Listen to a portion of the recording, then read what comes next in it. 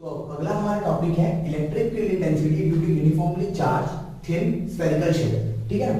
अभी तक हम लोग क्या क्या देखे थे कि एक लंबी सी लाइन थी जिसके कारण हम लोग एक पर्टिकुलर पॉइंट पे एक कुछ दूरी पे पॉइंट पे, ठीक है, हम लोग इलेक्ट्रिक फील्ड इंटेंसिटी कैलकुलेट कर रहे थे गॉस लॉ के हेल्प से। ठीक है ना। दूसरा हम लोग देखे थे ऐसी सेम टू सेम प्लेट के कारण हम लोग इलेक्ट्रिक फील्ड इंटेंसिटी कैलकुलेट कर रहे थे। फिर तीसरा हम लोग देखे थे कि दो प्लेट है जिसके कारण हम लोग इलेक्ट्रिक फील्ड इंटेंसिटी कैलकुलेट कर रहे थे। ठीक है ना। अब तीसरा अपने पास है कि एक स्फीयर है। ठीक है, एक क्या है? स्फीयर है।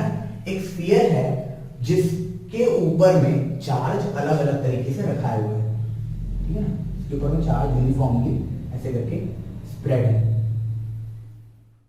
ठीक है, चार्ज कैसे यूएसए यूनिफॉर्मली स्प्रेड है ना।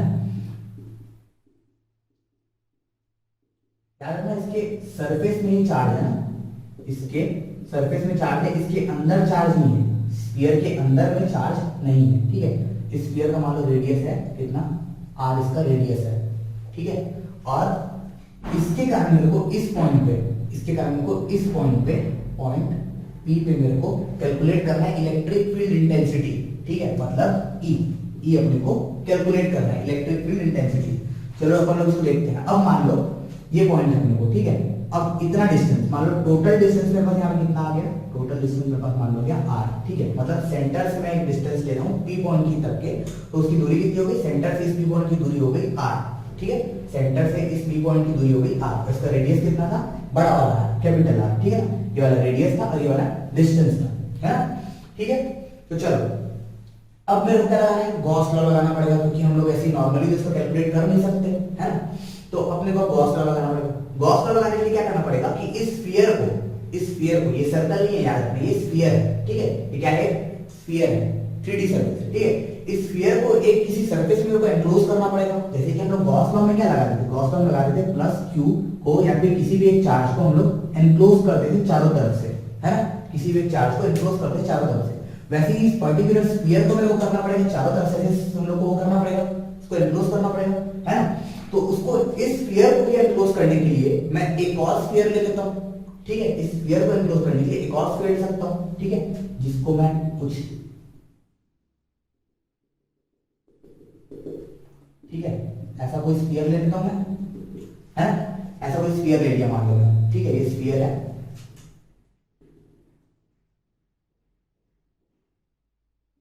ना, एक स्फीयर ले लिया मान लो मैं, मतलब एक बड़े बॉल के अंदर छोटा बॉल समझ लो। ठीक है ना, एक बड़ा बॉल है उसके अंदर छोटा बॉल है।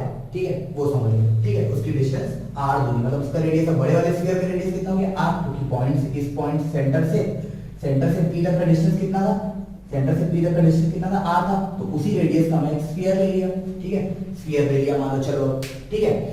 अब इसके कारण फ्लक्स कितना निकलेगा, इस टोटल स्फीयर, जो छोटा वाला स्फीयर है, जो अंदर वाला स्फीयर है या फिर जिसके ऊपर चार्ज रखा हुआ वाला स्फीयर है, उसके कारण फ्लक्स कितना निकलेगा उस पे बाहर। ठीक है, तो फ्लक्स अपने को क्या पता है, क्यों परपेंडिकुलरली बाहर निकलता है ना। और फॉर्मूला क्या था फ्लक्स का, phi E is equal to, ठीक है, integration of E dot dA। ठीक है, E डॉट dA अपना फॉर्मूला होता है, अपने को पता है, एकदम आसान है ना। तो इसके आगे अपन लोग अब इसका ऑपरेशन करना चालू करते हैं, है ना। तो phi E is equal to, देखो अब डॉट प्रोडक्ट करते हैं, डॉट प्रोडक्ट करें, चलो डॉट प्रोडक्ट करते हैं। Phi E is equal to integration of E dA cos of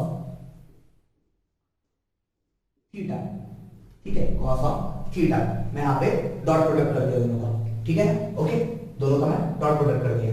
अब थीटा मतलब जो एरिया वेक्टर है, जो यहाँ पे एरिया वेक्टर आएगा, ठीक है, जो इस वाले बड़े वाले स्फीयर का जो एरिया वेक्टर आएगा, ठीक है, उसका, और इलेक्ट्रिक फील्ड जो इससे निकल रही है बाहर, निकलेगी तो सब तरफ निकलेगी, है ना, सब तरफ निकलेगी और परपेंडिकुलरली नॉर्मल, ठीक है ना, नॉर्मली निकलेगी, है ना।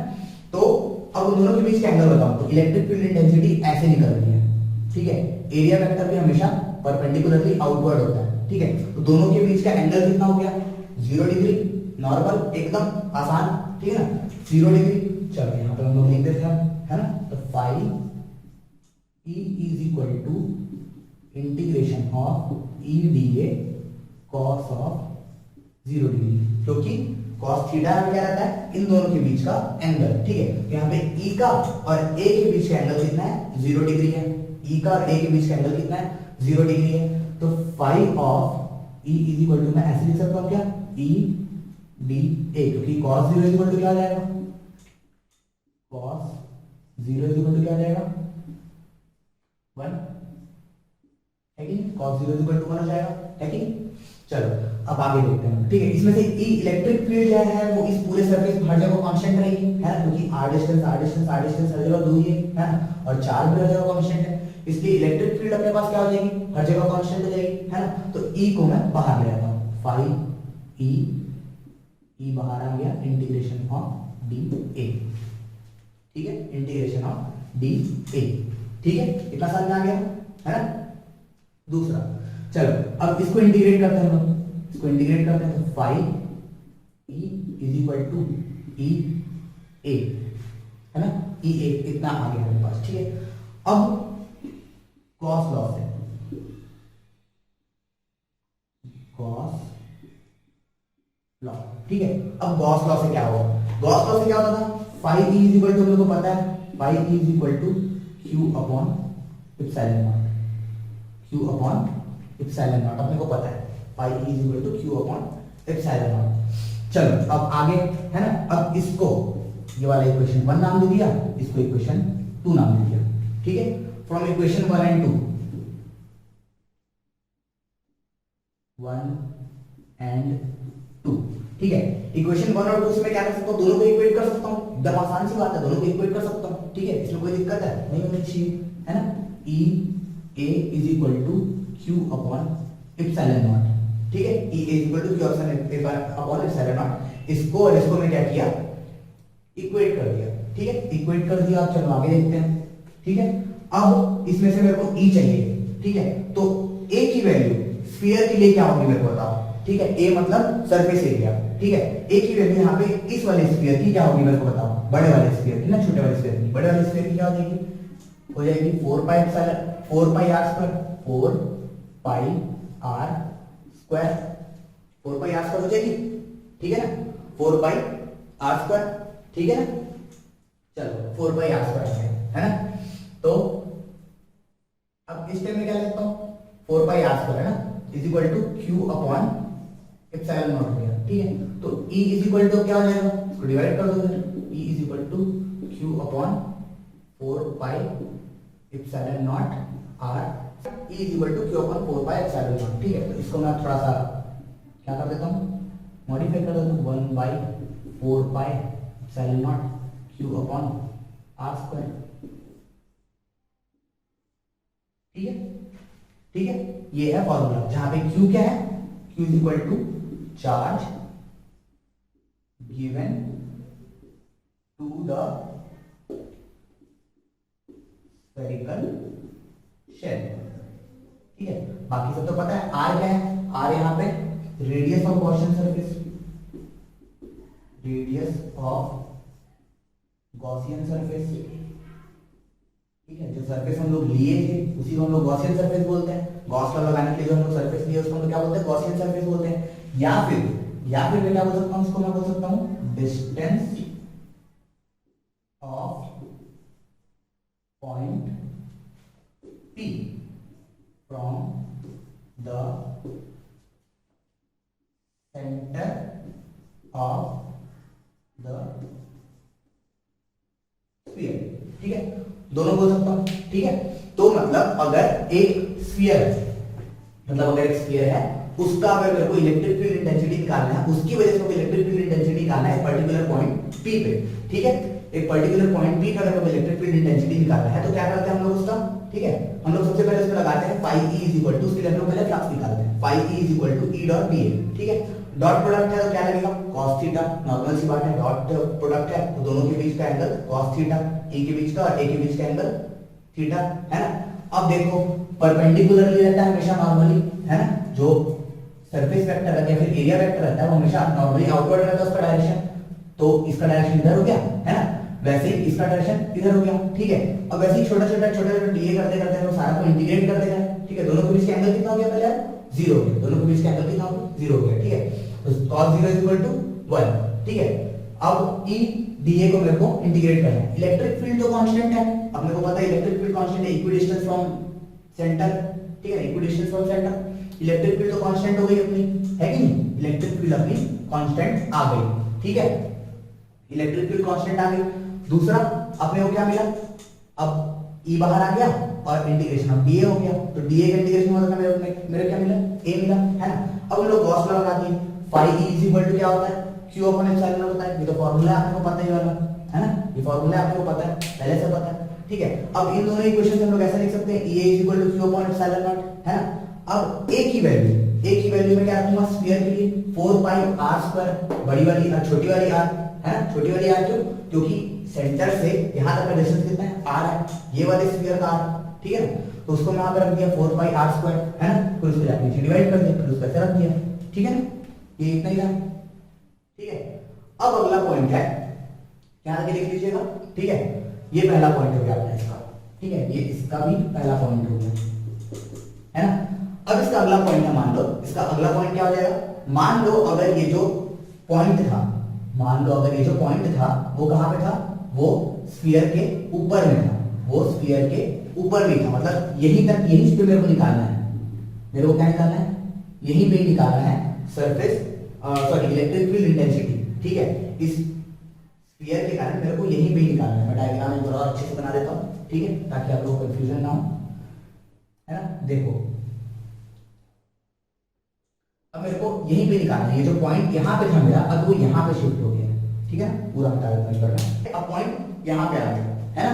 अब जो पॉइंट है वो यहाँ पे आ गया, है ना, यहाँ पे पॉइंट था कहीं बी पे, अब वो सरफेस के ऊपर में आ गया, ठीक है। अब सेकंड पॉइंट हमारा आ जाता है, सेकंड पॉइंट इसको लिख लेना, सेकंड पॉइंट पहला वाला जो लिखा है पहला पॉइंट था, अब सेकंड पॉइंट है when charge is on, when we have to find electric field intensity at the surface of the sphere, ठीक है, at the surface of the sphere, ठीक है, दूसरा पॉइंट है ना। तो इसमें क्या होगा मेरे पास, चलो इसको भी निकालते हैं, same to same, phi E is equal to यहां पे क्या हो जाएगा, ई डॉट डी ए, ठीक है, यहीं पे एक छोटा सा मैं एक ले लिया डी ए नाम से, है ना, जिसका वो इधर रहेगा डायरेक्शन, वो इधर नहीं रहेगा, है ना। ई डॉट डी ए का इंटीग्रेशन, ठीक है, दोनों का डॉट प्रोडक्ट, दोनों का डॉट प्रोडक्ट क्या होगा, ई D A cos of theta, E D A cos of theta का इंटीग्रेशन, ठीक है।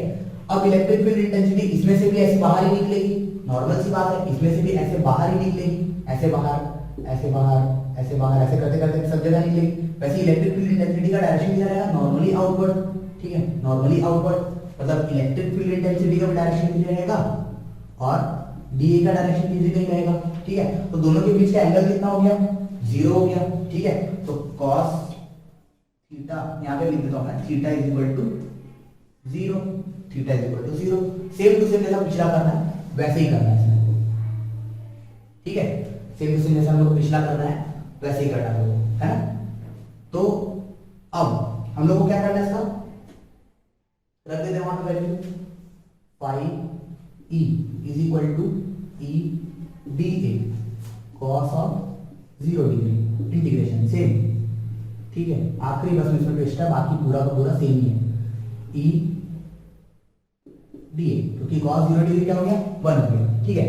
अब ई को कॉमन ले आओ, जैसे हमेशा हम लोग करते हैं, है ना, ई को कॉमन ले आते हैं हम लोग, ई को कॉमन ले आए, इंटीग्रेशन ऑफ डी ए। अब डी ए इंटीग्रेट होगा तो क्या बन जाएगा, डी ए इंटीग्रेट होगा तो क्या बन जाएगा, ई ए, है ना, ई ए बन गया। चलो यहां तक तो सेम टू सेम था, वही फिर सेम टू सेम ये इंटीग्रेट क्यों, कुछ नहीं क्यों, ठीक है ना, same to same, now from Gauss law, Gauss law, ठीक है, फिर से गॉस लॉ लगा दिया। गॉस लॉ से इसका फ्लक्स का फार्मूला क्या था आपको पता है कि नहीं, गॉस लॉ से अपने फ्लक्स का फार्मूला था phi E is equal to Q upon epsilon naught. ये वाला हो गया पहला इक्वेशन, ये वाला हो गया दूसरा इक्वेशन, वही same to same from equation 1 and 2, ठीक है। मैं क्या लिख सकता हूं, E A is equal to Q upon epsilon naught, E A is equal to Q upon epsilon naught, ठीक है। या फिर ऐसा भी लिख सकता हूं, E is equal to Q upon epsilon naught A, ठीक है, एप्सिलॉन नॉट ए, कुछ नहीं हुआ, ए को बस इधर लेके जाके डिवाइड कर दियो, ठीक है ना, ए को बस इधर ले जाके डिवाइड कर दियो, ठीक है। चलो अब आगे देखते हैं, ठीक है, आगे देखते हैं आप ए की वैल्यू मेरे को यहाँ पे स्फीयर के लिए बताओ, ए की वैल्यू मेरे को यहाँ स्फीयर के लिए बताओ, ठीक है। ए की वैल्यू यहाँ पे क्या होगी 4 पाई कैपिटल आर स्क्वायर, ठीक है। ए इज इक्वल टू यहाँ पे क्या हो जाएगा, ए इज इक्वल टू हो जाएगा 4 पाई कैपिटल आर का स्क्वायर, क्योंकि यहाँ पे बड़ा वाला मैं रेडियस, बड़ा वाला जो स्फीयर था उसको मैं हटा दूंगा, मेरे को सरफेस पे निकालना है, तो वहां से वहां की डिस्टेंस कितनी हो जाएगी, यहाँ से यहाँ की डिस्टेंस कितनी हो जाएगी, आर ही है, ठीक है। तो 4 पाई बड़ा वाला आर स्क्वायर या फिर कैपिटल आर स्क्वायर, है ना। तो E is equal to Q upon 4 pi r square into epsilon naught, ठीक है। यहां तक तो अपने को आ गया, यहां तक तो सेम टू सेम जैसा पिछला अपन लोग निकाले थे वही है, बस आर का फर्क है, वहां पे स्मॉल आर है, यहाँ पे capital r, same to same है, कोई फर्क नहीं है ना। बस अब यहाँ पे डिपेंड क्या करता है, ठीक है। अब हम लोग देखते हैं surface charge density, but we have sigma is equal to Q upon 4 pi या फिर Q अपॉन A, ठीक है ना, इतना भी पहले समझो, ठीक है। But we have sigma is equal to Q upon A, sigma क्या है, सरफेस चार्ज डेंसिटी, ठीक है। Sigma is equal to surface charge density, है ना, ठीक है। चार्ज पर यूनिट एरिया, ठीक है, charge per unit area, charge per unit surface area is called surface charge density, है ना। अपने को पता है, अपन पहले ही पढ़ चुके हैं इसको, पिछले भी फॉर्मूले में यूज हुआ है, फिर अपन कंटीन्यूअस चार्ज डिस्ट्रीब्यूशन जब पढ़े थे तब भी यूज हुआ है, ठीक है, ये चीज तो पता ही होगी। तो अब एक ही जगह मैं क्या लिख सकता हूँ, एक ही जगह मैं यहाँ पे लिख सकता हूँ 4 पाई आर स्क्वायर, क्योंकि यहाँ पे भी एरिया कितना है 4 पाई कैपिटल आर का स्क्वायर, ठीक है। तो इसको मैं ऐसे लिख सकता हूँ, sigma is equal to Q upon 4 pi r का स्क्वायर, 4 पाई आर का स्क्वायर, ठीक है ना, 4 पाई आर का स्क्वायर। मतलब इस फॉर्मूले में जो मैं ऊपर में बनाया हूं अभी 4 पाई कैपिटल आर का स्क्वायर इंटू एप्सिलॉन नॉट, ये जो फॉर्मूला बनाया हूं उसमें इतना वाला जो पोर्शन है, इतना वाला जो पोर्शन है वो क्या हो गया, इसको मैं इक्वेशन 3 ले लिया, मान लो इसको इक्वेशन 4 ले लिया, ठीक है। वो क्या हो गया, इतना वाला जो पोर्शन था वो क्या बन गया, सिग्मा बन गया, ठीक है। इतना वाला पोर्शन क्या बन गया, सिग्मा बन गया, ठीक है। तो मैं यहां पे लिख सकता हूं क्या, फ्रॉम इक्वेशन 3 एंड 4, ठीक है। अब इससे को मैं रिप्लेस कर दूंगा सिग्मा से, कुछ नहीं करूंगा, उतने को मैं रिप्लेस कर दूंगा सिग्मा से, ठीक है। तो E is equal to sigma, इसके जगह मैं सिग्मा लिख दिया, ठीक है, सिग्मा अपॉन एप्सिलॉन नॉट, ठीक है। E is equal to sigma upon epsilon naught, है ना, where sigma is equal to surface charge density, epsilon naught is equal to permittivity of that particular medium, ठीक है। E is equal to electric field intensity at the surface of the sphere, ठीक है, electric field intensity at the surface of the sphere। इधर समझ आ गया, कुछ नहीं, same to same जैसा पिछला किया था, अपने को यहाँ पे फ्लक्स निकाला है, यहाँ पे पहले फ्लक्स निकाले E डॉट दिए करके, ठीक है, E डॉट दिए करके हम लोग फ्लक्स निकाले, फिर उसके बाद उसको गॉस थ्योरम वाले फ्लक्स से हम लोग इक्वेट कर दिए, सेम टू सेम, है ना, पिछला जैसे किया था, ठीक है। फिर उसके बाद गॉस वाले थ्योरम वाले इक्वेशन से हम लोग इसको इक्वेट किए, फिर E की वैल्यू निकाले, E की वैल्यू अपने पास इतनी निकली, बस पिछले बार में अपने को क्या मिली थी, R जो था वो स्मॉल r था, 4 पाई r स्क्वायर था, स्मॉल r स्क्वायर, यहाँ पे 4 पाई कैपिटल r स्क्वायर हो गया।